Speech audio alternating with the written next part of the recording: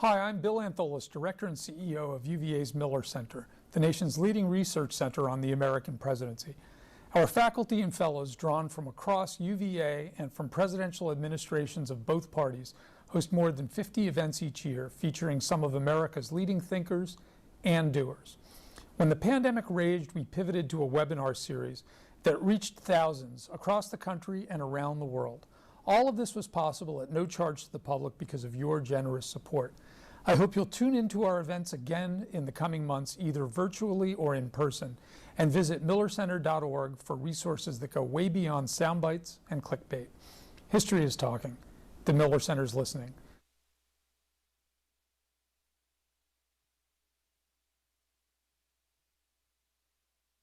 Been top of mind for all of us for at least the last 5 years, indeed, probably for the last 3 decades.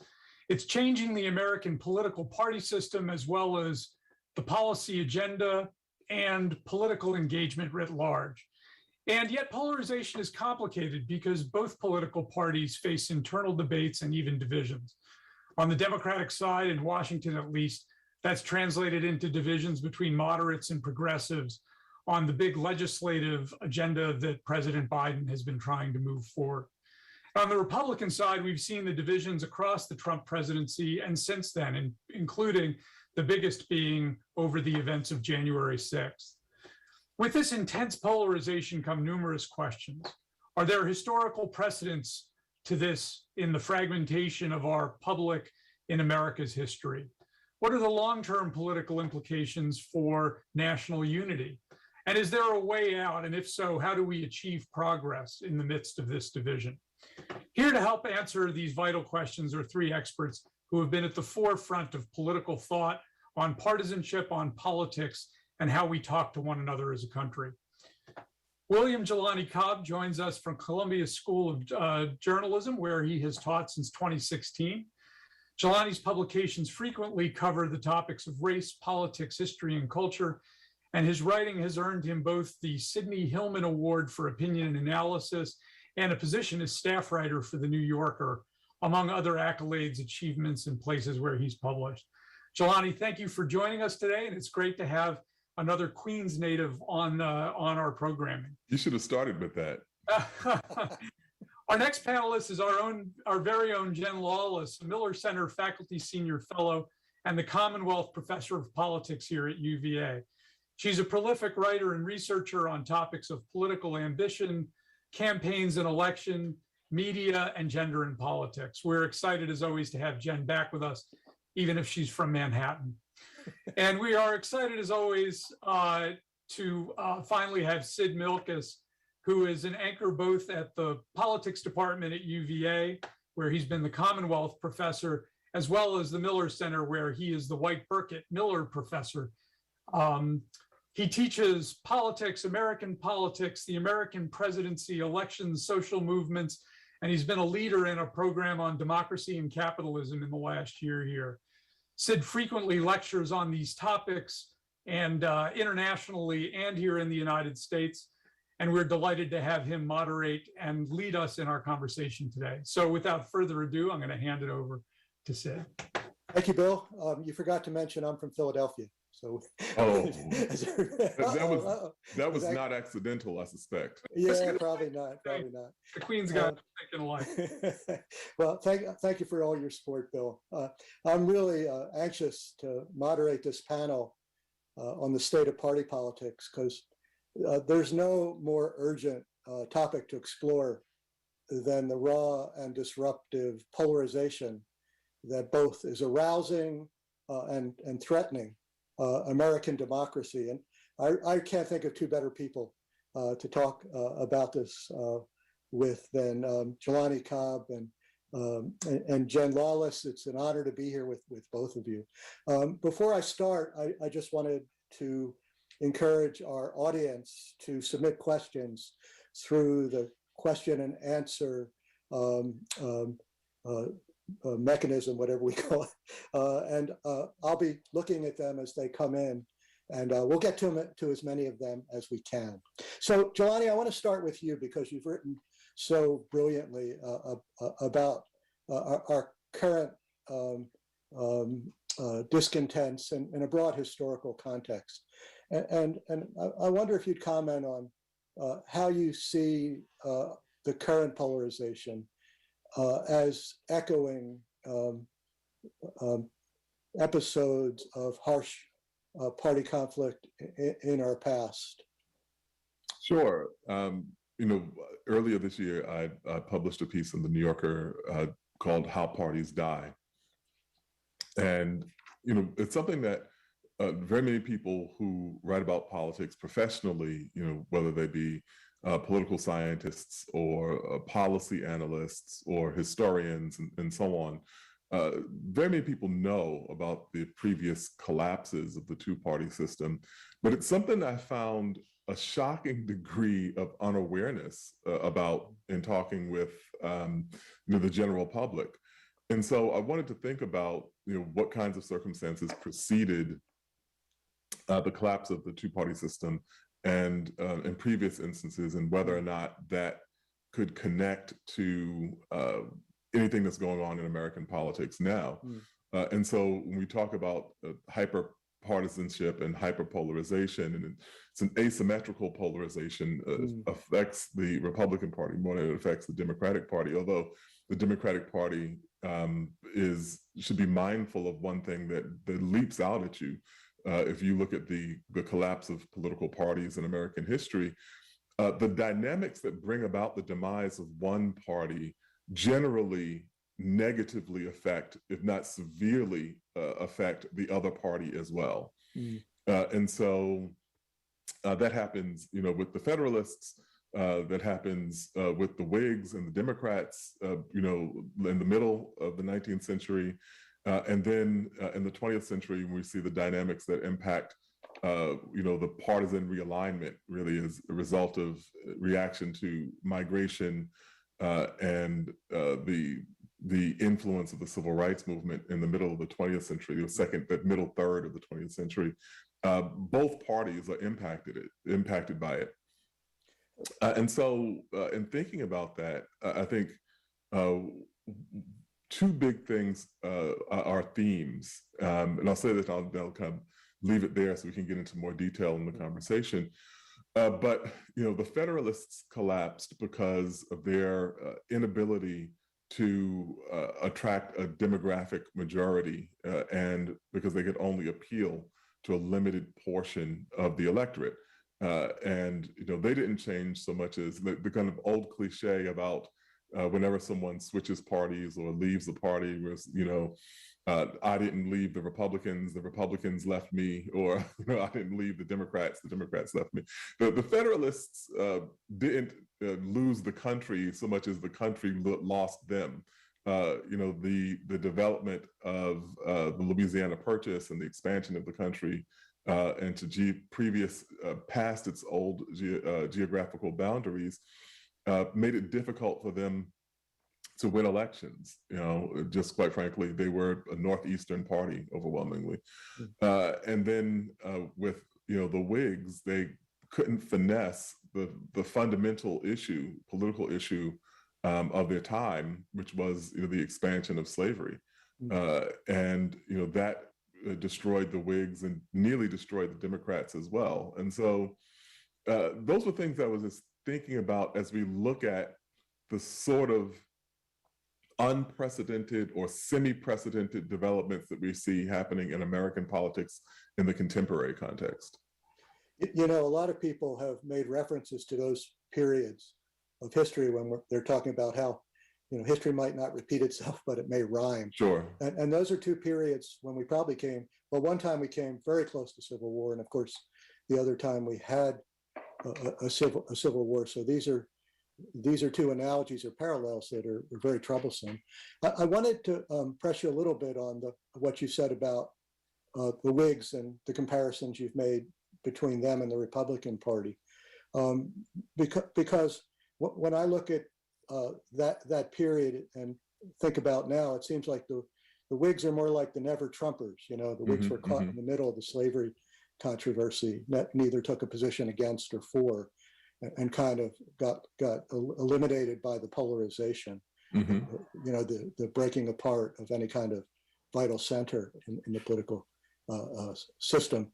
And the contemporary Republicans fighting against the trends, the demographic trends that you speak to, seem more like the Civil War Democratic Party, which fought against, of course, the trends and managed to remain a very strong minority party by taking advantage of some of the initiatives, the provisions in the Constitution that enable a strong minority faction to sustain itself, like federalism. Sure. So I think that's a great comparison. And as I was thinking about this toward the end of that piece, and was talking about the dynamics that could lead to some sort of serious impact in American partisan politics. That is one of the things that comes up, that there's, the Democrats of the 19th century, or we could say the Republicans for that part of the about 40% of the 20th century, where they seem to be almost a permanent minority party. Now, both of these things are related to dynamics of the South. And, significantly the thwarted political representation of African Americans in the South, which allows the Democrats to exert more political power than they demographically should have, particularly after the 15th Amendment gives Black men the right to vote, and then the campaigns of violence and lynching eliminate Black people from political contention, but they're still counted as part of the census. And so that's one of the dynamics that works in favor of the Democrats in the 19th century. Obviously, that's one of the reasons that the Democrats are able to exert as much political power as they did in the 20th century, pre-civil rights movement. And so, to say up to 1965. And so, yeah, I think that there are those comparisons, because when we look at the centrality of that overrepresentation demographically, especially in the South, it makes sense that we're now having conversations about voter access and voter suppression, because those elements are key and significant and important to, a minority party being able to wield even outside of the constitutional provisions and protections for minorities, political minorities. That dynamic is fundamental or central to a minority party being able to wield outsized influence and power in American politics. So yeah, I think that is just as well. We could look at the potential for parties to break apart. We could look at potentials of parties to be relegated to a minority status, which I think should be kind of an air quotes minority status, while still exerting supersized influence in policy and in elections. Particularly on the local level. Yeah, and controlling the courts. And controlling the courts, sure. Yeah, certainly. yeah. Jen, I wonder if you'd pick up on Jelani's comment that there's about this asymmetry, which a lot of scholars have spoken to, that although we have polarization, the Republican Party seems to be more dominated by its more radical wing than the Democratic Party is. Do you feel that's the case? And if it is the case, how do you think it's affected the Democratic Party? I do, although don't tell CNN or MSNBC, because they're spending all of their time right now talking about the major factions within the Democratic Party. I think that the Republican Party, we've seen major intra-party strife for quite some time now. The most obvious big break was when the Tea Partiers got elected following the 20 elections, and sent to Congress were all of these people who literally did not know how a bill became law, and who also didn't really understand not only the legislative process, but the coherence within what had been the Republican Party establishment agenda. And so a lot of the time, there were really thorns in John Boehner's side. Ultimately, they were a problem for Paul Ryan as well, because they were in a lot of ways libertarians, but they were also really they were very conservative with anti-government sentiment, but conservative principles.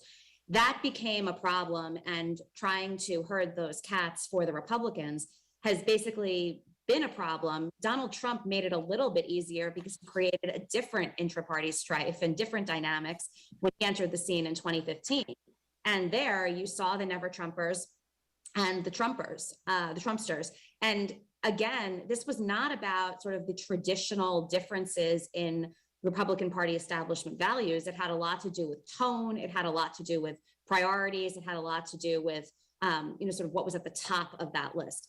Lots of Republicans had been opposed to immigration reform, for example. George Bush and John McCain had been unable to get that bill through, but they didn't talk about it the way that Donald Trump did. And so that led to these divisions. But today, although we still talk about the Never Trumpers, I don't know if anybody saw Chuck Grassley's speech the other night where he was endorsed by Donald Trump. And if that wasn't the end of the Never Trump movement, then I don't really know what was. He got up there to the podium. He basically held his nose and said, I have to accept this endorsement. I'd be crazy not to lose the election. Can we move on? Right? So this is not a full-fledged support of what Donald Trump stands for. On the Democratic side, it's a little bit different. And that's why I do think it still is asymmetric.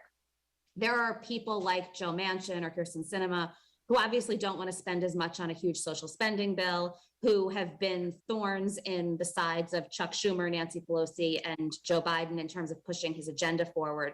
But in most cases, when it comes to broad democratic values, when it comes to broad pieces of legislation, there's no question that they're generally on board. There's not this clear dividing line. It's, I think, more of a matter of degree and not a real split.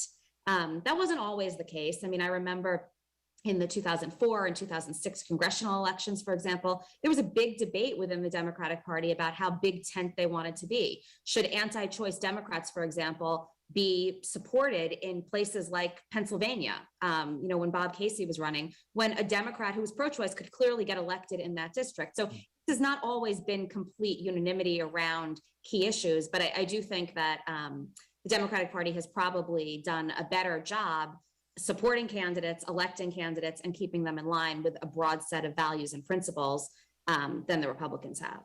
I wonder how you both would characterize the current conflict between the parties, what they stand for, what's the dimension of conflict between them.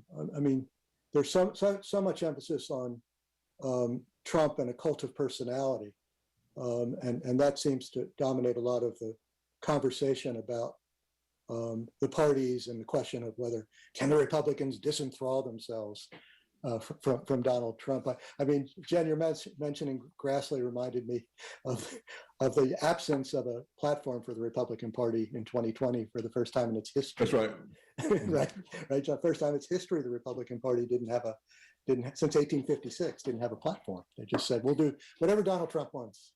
Right, but keep in mind that without a platform, they still made major gains in every level of office except for the presidency. Right. So, it's not like they needed some clearly articulated principles and issue positions. Generally sense that they stood for whatever Trump stood for that day.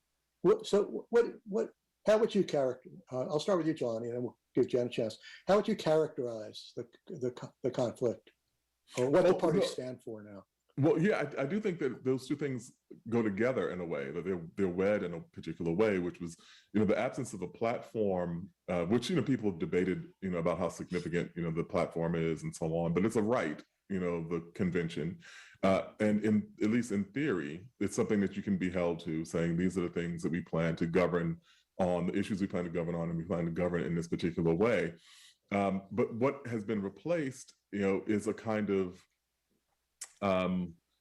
Marvel Comics heroes versus villain kind of conceptualization of the opposing party as the complete incarnation of evil. And so the fact that you could have Donald Trump there wasn't simply what Donald Trump would say, because Donald Trump has been ideologically all over the place, with varying times.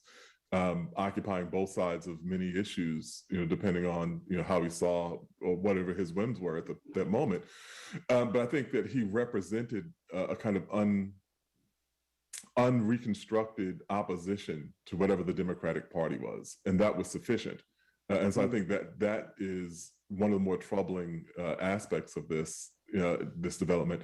The other side of it, I think, is that and there've been people who've written about this, the underlying engine that we could see in both of these things is the staggering economic and accelerating economic inequality which has allowed, Donald Trump to, we forget that how much he corralled people in 2016 under the banner of populism, which, went by the wayside, eventually, but that was what he initially led with, saying that immigration had led to people being unemployed and we needed to build a wall in order to protect our economy and so on.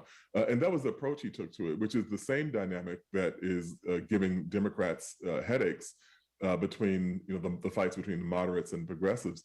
If anyone remembers that party, I think it was in the Hamptons, shortly after Trump was elected.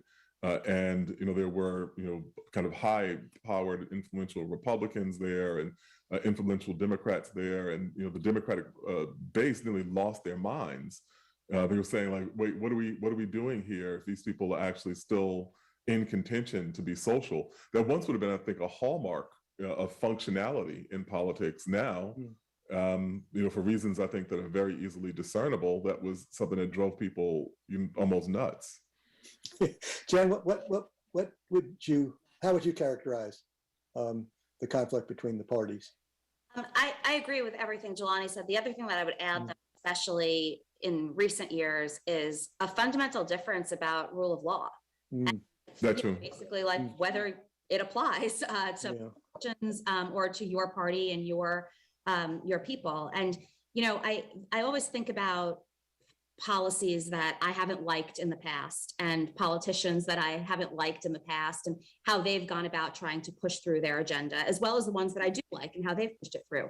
And, I think back to the Bush-Cheney administration, and I remember they basically tied themselves in knots over how to redefine torture so that complying with the law when they were torturing people at Abu Ghraib. Or, you'd think about, in 2008, when Barack Obama and John McCain were discussing, the fiscal crisis and the kinds of measures that they would take, both were so clear about saying that they would have to work with, current political institutions and they'd be garnered by economic policies that are determined outside of Washington, D.C. And then you fast forward to today, and basically you've got two sides that have fundamentally different views about the rule of law. And you have a Republican Party that is complicit, for the most part, with Donald Trump in saying that the rule of law applies when it works for me and it doesn't apply when it works against me. And you have Democrats who still don't feel that way. And, as a result, they lose a lot of the time because they feel that, they must comply with what the Constitution says. They have to comply with what legislation says. And if not, they have to change the law. They have to change the law. And I think that has become a major difference between these two parties. And there's this general sense now that, and we see it with, Steve Bannon defying a subpoena, or Donald Trump saying that executive privilege applies to him now. These are things that Democrats just would never say or do, because it's not how they think about the law. It's not how they think about the Constitution. And reconciling those two now very fundamentally competing views is pretty untenable. Oh, go ahead, Jelani. Yeah, I was going to say, I think that the bigger rubric is forbearance. The things that you could do, but you don't do, because that ultimately it's not only, it may allow you to defeat your opponent or to gain an advantage over your opponent, but it winds up in the long term being destructive to American democracy. And I think when I think about what keeps me up at night, it's that kind of dynamic, which I think could lead to a really intensifying constitutional crisis. I think January 6th disabused us of any notion that we weren't already in one. Yeah, this term forbearance comes up a lot in the literature on the resilience of our democracy. That this is one characteristic that our representatives have to have if a liberal constitutional democracy is going to survive. If both sides view the other as an existential threat to the country, there's no way a liberal constitutional democracy can endure. And to some degree, because of Jen's, the way you and Jen have characterized rightly, I think, the disregard of law by the Republicans, there's been some people in the Democratic Party and the progressive, among progressive activists, urging Democrats to play a little bit of constitutional hardball, to get rid of the filibuster, to think about reforming the courts. Jen, do you think the Democrats can or will get rid of the filibuster? Well, I think Or should? I think the other dynamic here that's a little bit tricky is the Republicans are also basically more risk taking than the Democrats are, right? The Democrats are so risk averse. Oh, we don't want to do this because look, if we get rid of the filibuster, imagine what the Republicans will do next time around. Or we don't want to pack the court because if we do, imagine what the Republicans are going to do next time around. The Republicans are like, give me the opportunity. I'm going to seize it and get done everything I possibly can right now. So I think that's something that's frustrating, to a lot of Democratic activists out there. Like, why won't the Democratic establishment play the same game the Republicans are willing to play? I do think we see more support now for getting rid of the filibuster than we've ever seen before. Not only because it's basically become impossible for the Democrats to get anything done, but also because something I think is beginning to seem fundamentally wrong to the population when you have unified control in Washington and you can't get anything done. Now, at this point, getting rid of the filibuster wouldn't really help the Democrats very much because they have not like they have Republican support for any of their major pieces of legislation right now, and it's only Joe Manchin and Kirsten Sinema holding them up. But it would allow them, I think, to, on a lot of other pieces of legislation, move more quickly. So if there's ever been momentum, I think it's now. As far as court packing is concerned or expanding the size of the court, I don't know if you saw the commission's report that came out today. No, I didn't. Yeah. They basically waved their hands and said, constitutionally, you could do it. Should you do it? So, Joe Biden demonstrated, I think, all along in the primaries and even during the general election campaign, that the thought of being the president at the helm for that kind of reform made him throw open his mouth a little bit. So I wouldn't be surprised if we don't really see much in the way of an expanded court. But I could imagine seeing the end of the filibuster in sort of short-term future. Jelani, do you want to comment on that?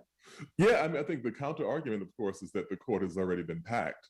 When we think about Barack Obama being denied the presidential prerogative of appointing a Supreme Court justice, or nominating rather a Supreme Court justice, which is astounding in its own right. And when I saw that, I'll give you the kind of bigger kind of concern and kind of lay out what my thinking was about that led to writing that piece, which is that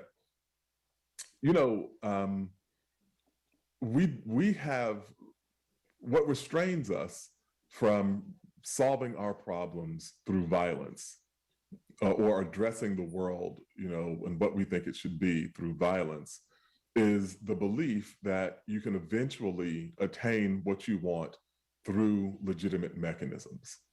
But when those legitimate mechanisms seem insufficient to meet the cause, people then start resorting to extra legal mechanisms. One of the things that I pointed out was that we remember during the Clinton era, there was that period where abortion providers were being shot fairly regularly. And then there's a curious thing. During the administration of George W. Bush, there was not a single abortion provider shot.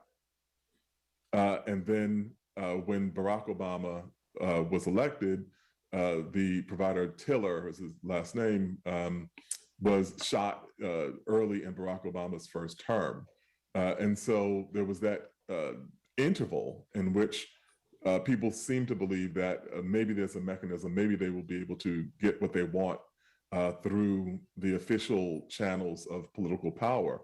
And then when they didn't believe that anymore, they went back to the sort of, ad hoc violence that we'd seen. That is a metaphor for much bigger concerns, whether that's on the left or on the right.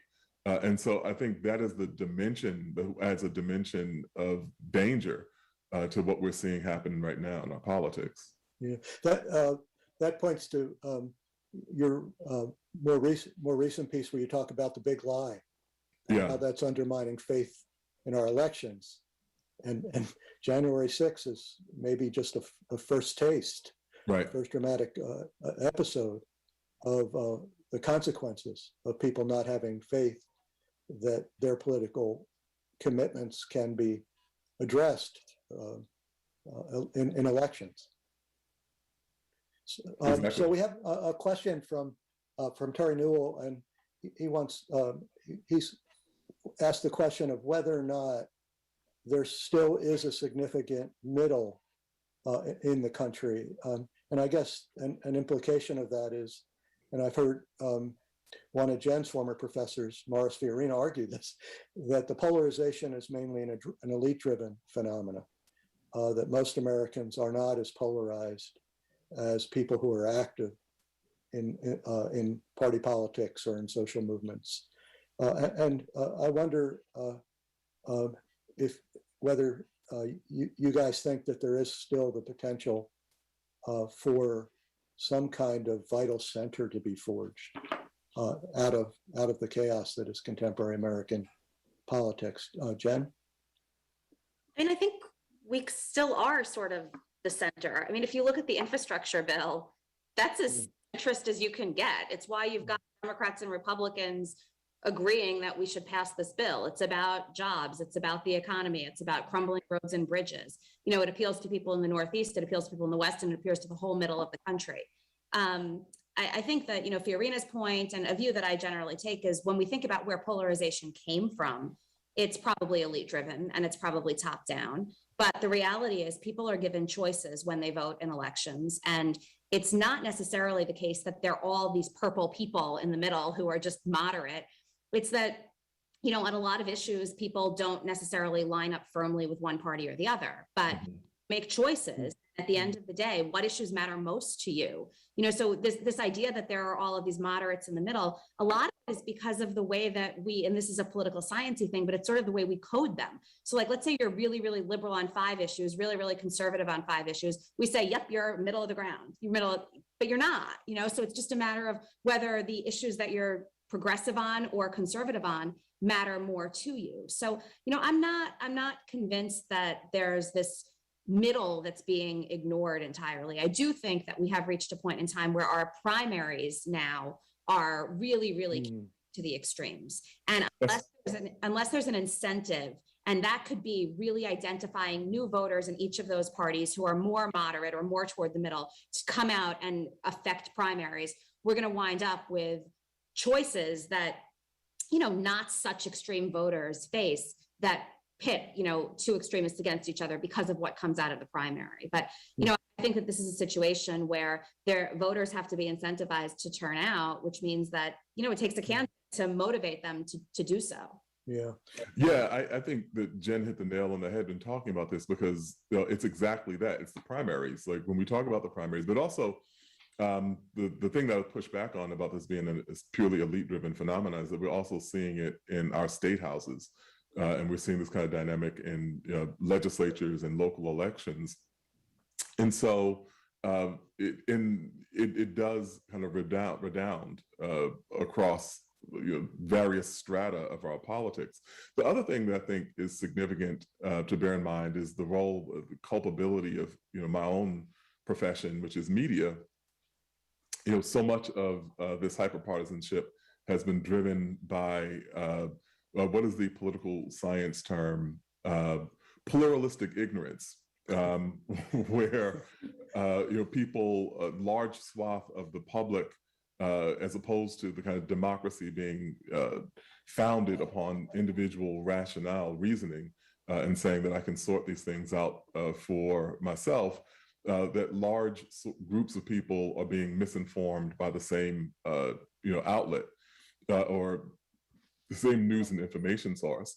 And so the fact that we have that happening in cable news, in radio, in internet and social media, obviously, in streaming platforms and on all these other kinds of media mechanisms, has made this not so much an elite phenomenon, not solely an elite phenomenon.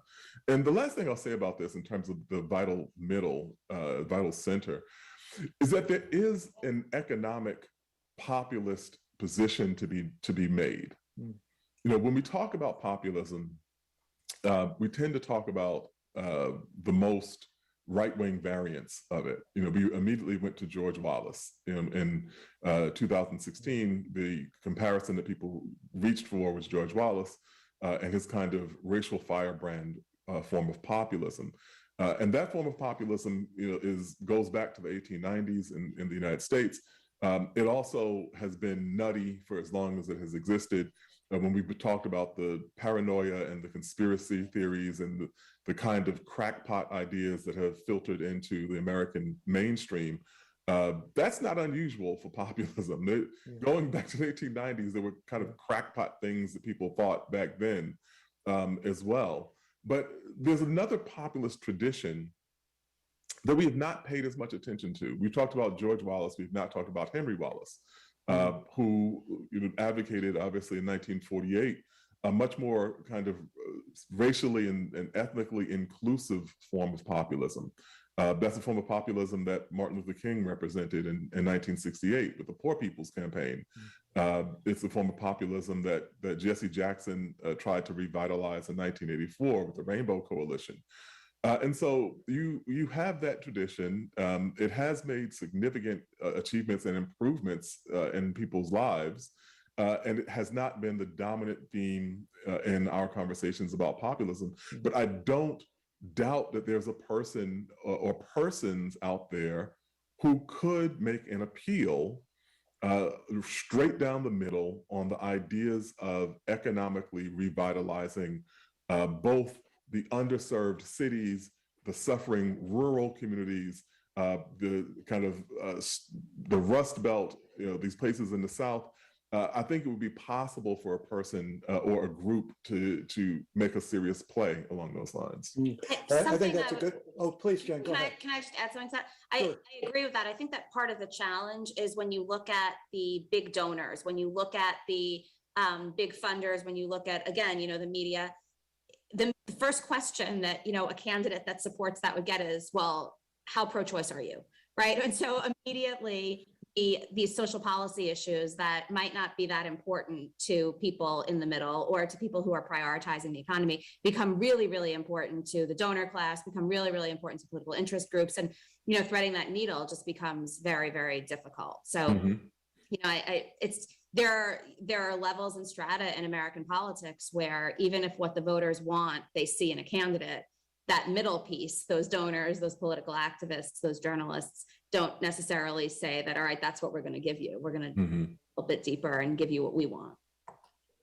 Well, I think talking about appealing to the vital center is a good segue to homing in on President Biden, because presidents are really important to the fate of parties. And he got off to a really pretty good start, but the administration's fallen on hard times. And if you just look at public opinion polls and going back to Truman, only two presidents have been in worse shape than Biden is currently: Gerald Ford, after he pardoned Nixon, and Donald Trump. And so, there are lots of things causing problems right now for the Biden administration, but it's still very early. So, Jelani, I'll start with you, and then we'll go back to Jen.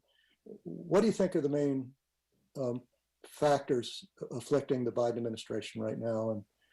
And how do you have confidence, or do you think the administration can dig itself out of the hole it is in currently? Yeah, I think that I always say that I'm a historian by training. And so historians tend to look at things like we'll watch all 9 innings of a baseball game and then say, I think the Yankees are going to win. So we like for things to have a kind of more longitudinal approach. But so I don't doubt that he's capable, the administration is capable of righting the ship, so to speak.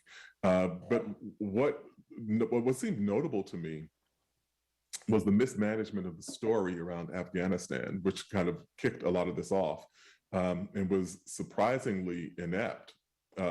And then on the other side, has been the inability to corral Manchin and Sinema, such to the extent that the voting rights legislation, which lots of African Americans are concerned about, has stalled, and the police reform legislation, which again, lots of African Americans, particularly given that that confluence of George Floyd's death, the protests that were out in the street, people who told their friends and their family that, you can't bring George Floyd back, but you can change the elected officials in the country and change the way that policing operates. And, that has been kind of sent to an early grave. And so I think people are kind of looking around and going, what are we getting out of this? And are you utilizing all of the tools and mechanisms at your disposal in order to make some of this happen? And so, yeah, I think that that's part of what's happening with Biden right now. What do you think, Dan? I mean, I think that's right. I have a totally different view. So I'm looking at polling data 47 times a day, and I have like men IV in my Only arm. 47? Only 47. I've toned it down. And, recently, like the most recent polls show that he's back above 50%. I think part of that is because Trump has been in the news a lot lately, and it's reminding people of what a Trump administration looks like. Biden has his best days when we're still talking about Donald Trump and Steve Bannon and people that are not willing to comply with subpoenas. My bet, and I assume that this is the case, is that the administration has sort of like a drop dead deadline in mind for getting Sinema and Manchin on board. I thought initially it was a little bit strange for Biden to go to Capitol Hill and to walk away with nothing. No vote on infrastructure, no promise about the social spending bill. But I mean, I'm assuming that they have figured out the political calculation there and have decided that letting this run the clock a little bit longer is a smart move. I agree that the messaging around Afghanistan there's no excuse. Not only was it botched, it could have actually been seen not even as a neutral, it could have been a positive. Now, certainly there were some horrible things that happened and, several facets went wrong, but the overall endeavor and the total number of people lifted out of that country and the fact that after all of these years, we now don't have military presence on the ground should have ultimately been framed as a big win. And it took them too long to frame it that way. And people had already formed their opinions. Now, the good news for the Biden administration is that the American people have attention spans of gnats. And so they can move on. They can move on from this, especially if they get a big infrastructure win and a big social spending bill win. But the clock is ticking. I mean, I would say they probably have 4 or 5 more weeks. So just to your point about the connection between Donald Trump's appearance and Joe Biden's increasing poll numbers, it reminds me of that line from Roy Barnes, who's running for governor in Georgia. And a reporter shouted out a question, what are you doing to win over the teachers' votes? And he responded, thankfully, my opponent has volunteered to do that for me.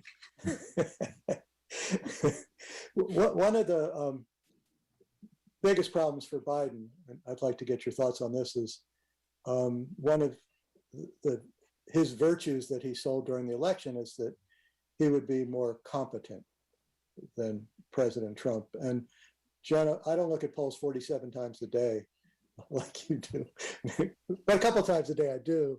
And it seems that one of the causes of his declining popularity is people have lost a little bit of faith, if not a lot of faith, in his competence. And some of this may involve ageism, which the Republicans certainly have tried to gin up. Do you think do either of you think that's been an important factor? And of course, that stems first from the Afghanistan withdrawal. I think it actually stems from COVID also, because it looked like he really had a handle on it. And then the Delta variant happened. Right. And that's something that you can blame any administration for. I mean, think about how bad things would be if he hadn't rolled the vaccine out as quickly as he was able to, if he hadn't done what he could to, impose mask mandates where he was able to impose them. But I think the resurgence of, insanely horrific numbers in cases, hospitalizations, and deaths, Afghanistan, and then this very, very high profile inability to get 2 people from his own party on board to move forward his agenda that they basically agree with, contribute to this broader idea that he's just not able to get the job done. Again, I think that the COVID numbers are going down. We're moving further and further from Afghanistan. And if these bills are signed, I don't think he's going to be held responsible for having them signed at the end of November as opposed to the beginning of October. Yeah. Jelani? Yeah, I mean, I agree with everything Jen said. But I think that, one other thing that jumps out to me in the context of this is that people are looking, when you talk about Manchin and Sinema, the contrast is shocking. that no Republican could have gotten away with defying Donald Trump in that same sort of context, literally at risk of their life. They would be getting death threats. They would be receiving lots of unwelcome attention in that regard. And so I think that has maybe even given that what we've just seen in the past 4 years, that has even added maybe a layer of frustration to where Democrats are nationally. I'm watching with great interest what's going on in Virginia, which is kind of a test, Jen, of how a kind of a campaign focused on Trump and the specter of Trump returning is playing out, because that's been a very central part of McAuliffe's campaign so far. And that election's awfully close, and it's in the past these kind of elections have been influenced by the president's approval rating, and Jen, Biden's maybe better now than it was a week ago. But how do you both see this really important kind of signal election in Virginia playing out? Do you want to start, Jen? Yeah, so we know that Barack Obama and Jill Biden are coming to Virginia next week. I just read this morning that Joe Biden will be in Virginia before the end of the month, prior to his overseas trip. Whether Donald Trump is actually invited to come do an official event is still up for question. But, it's clear that the Republicans and state leaders, separate and apart from Glenn Youngkin, are really trying to invoke Trump. I think what's particularly important to look at here is this is the first big scale election after January 6th. So what's going to happen if it's close and McAuliffe wins? Or what's going to happen if it's close and McAuliffe loses? I think, to me, that's the big question. So it's not only a matter of winning and losing anymore. It's a matter of winning and losing, and by what margin? Because if the margin is close, does the whole thing get blown up like we saw? And, just yesterday, I think there was a Republican event in Youngkin. Youngkin wasn't there, but, they pledged allegiance to the flag that somebody had brought, the Trump-Pence flag, to insurrection on January 6th. And so, it's like the Twilight Zone. There are issue ads going on, but I don't think that that's what anybody's really focused on. They're really focused on, this is a Trump-Biden rematch. Yeah. Steve Bannon was at that rally, by the way. And Trump did call in a short speech. So I think it was a real gift to McAuliffe, frankly. Go, please, Jelani, go ahead. No, I was just going to say that if you're Mike Pence, you are certainly looking askance at people pledging allegiance to that flag. Although now says Jelani was another one day in January. It's one day in January. One day in January in which those people were trying to send you to the gallows. That's the operative point there. And so I have not been kind of following this race with the level of detail that you all have, but I will say one thing that Jen pointed out that I think is significant here, which is that the point about a close election and what do people do after. January 6th was horrific and it was terrifying, but I have consistently said, what would have happened if, as opposed to the Capitol, where we had a central location, this conflict had played out in 14 state houses. If there were militias or people trying to attack, as we saw, in Michigan, what would have happened if this had been in Michigan, in Pennsylvania, in Virginia, in Georgia, in Arizona? In places where something like this could conceivably have happened, we would have had a much larger scale, longer, and even more dangerous situation on our hands. And so I think that's that. And one other kind of tangentially related thing is that, the fact that we're having a conversation about the potential return of Donald Trump as a viable political candidate and a contender for 2024 illustrates another point, which I think should make us even more concerned, which was there for all of us to see, but we haven't, we chose not to, which is that impeachment is a fairly impotent form of reining in a rogue presidency. The impeachment has only been functional when members of the opposition party hold the majority and hold significant majorities. When you go back through, even with censure, which doesn't tend to happen when the president's own party is in power. And so the capacity of someone to be impeached twice and have the political resiliency that Trump has really points to this, we've had this guardrail conversation, again and again. It really points to the fact that those guardrails never were as sturdy as people thought that they were. And you're like, oh, well, the guardrails are being tested. Oh, they were weak from the outset. We just were exceedingly fortunate that for 2.25 centuries, we had people who were relatively inclined to abide by them. Yeah, we saw that, and we see that also, right, with the secretaries of state, with the directors of elections, with board of candidates. If some of these people who really had no reason to put the election results ahead of their own personal safety and family, if they would have taken the less risky path, we'd be in a very, very different position right now. Mm-hmm. Yeah. Another group of people being challenged now that could have really serious repercussions is the school boards. Over critical race theory, Jelani, which you wrote about recently. And Loudoun County is being disrupted right now by a battle over mask mandates and critical race theory. I think Derek Bell will be a little surprised that his theory is now another factor in polarizing us, and that's a very local level. So unfortunately, can I just add a little fun fact here? Yeah, we need some fun, and I don't really not fun at all. Yeah. So remember that Ralph Reed and the Christian Coalition basically came to power and got Gingrich and all of his people elected by starting out at the school boards in the early 70s. Oh, they did. Like, they did. Just the sequel to what we've seen. It works. These people are going to get political experience. They're going to climb the ladder, and they're going to be in Congress employing the same tactics. Yeah, I think Republicans have been much more determined to take over state and local governments than the Democrats have. Sure. So we're running, unfortunately, we're running out of time. I'd love to keep you guys all day, but we have several questions here that ask us to look to the future.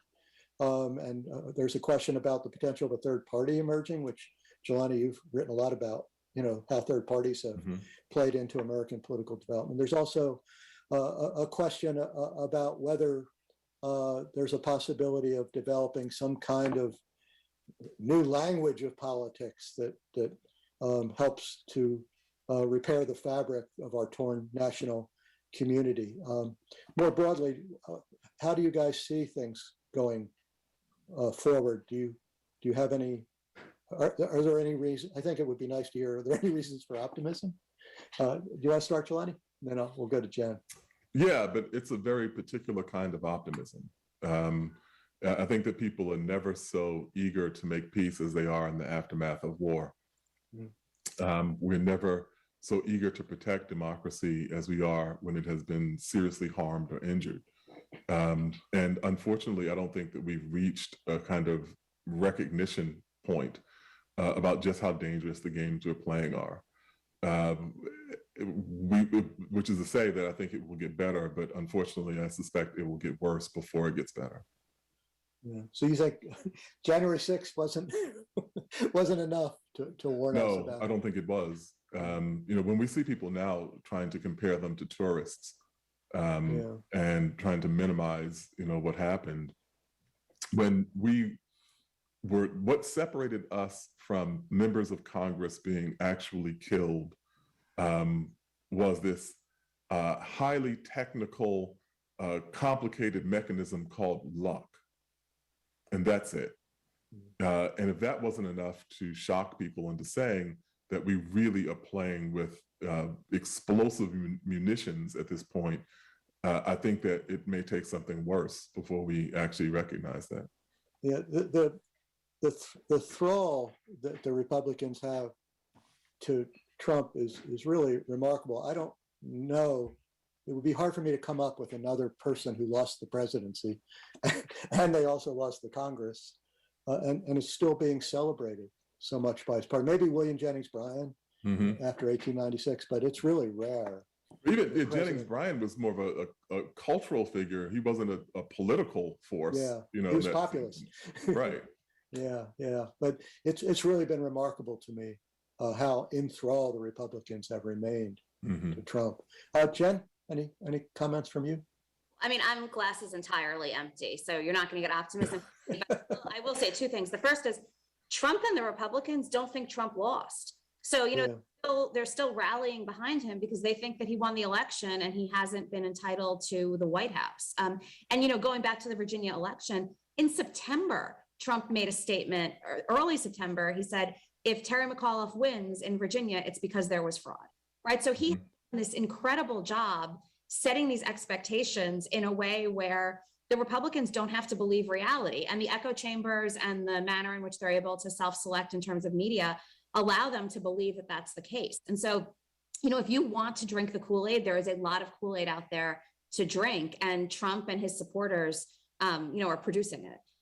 As far as optimism is concerned, part of the reason I have very little builds on what Jelani said, but also because young people today are very, very politically active. They're very, very interested in getting involved in movements, and they have no interest whatsoever in running for office. So our national surveys have demonstrated time and again that, about 9 out of 10 young people, high school and college students, have already written off unequivocally the idea of ever throwing their hats into the ring. And, this is despite the fact that they're more politically active, more politically engaged, and more politically interested than previous generations. But they look around and they've only grown up amid polarization and division. They've only grown up amid political scandal and, really, really visceral reactions toward politicians. And their parents, have no incentive to encourage them to run for office. If you look at polls, political leaders literally fare worse than used car salesmen and lobbyists in terms of popularity, right? Head lice polls better than members of Congress.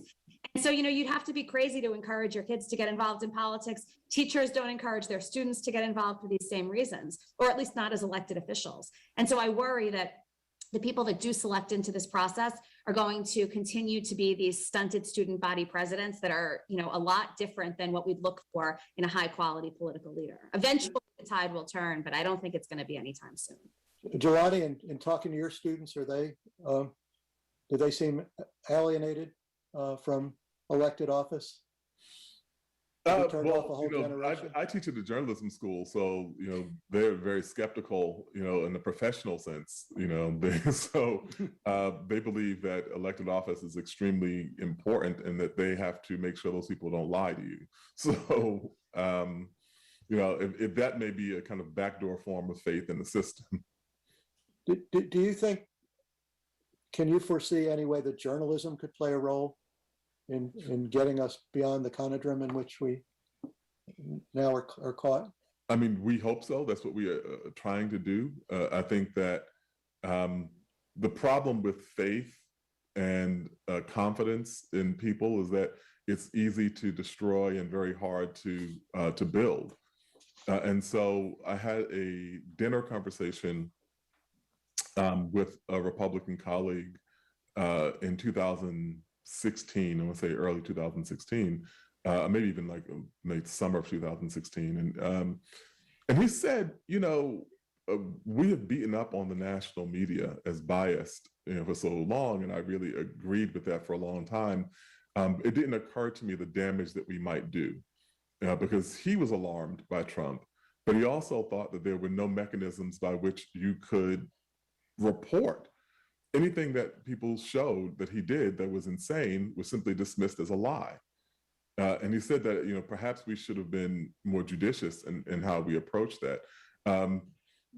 Rebuilding that kind of faith and recognition in the media, especially given that we now have a kind of a la carte menu of media options in which people will tell you exactly what you want to hear, is going to be long and difficult.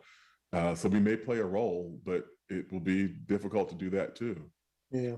Well, I'm afraid we're out of time. We'll have to leave it there. It's been so fun to be with you both. You're both fantastic. And thank you for your great insights into these troubled times. You didn't make us feel a whole lot better, but you certainly made us understand things better. And I want to thank our audience and thank my the great people at the Miller Center for making this possible. So bye, everybody. Have a good weekend. And we'll see you again soon. Bye-bye. Thank you. Okay.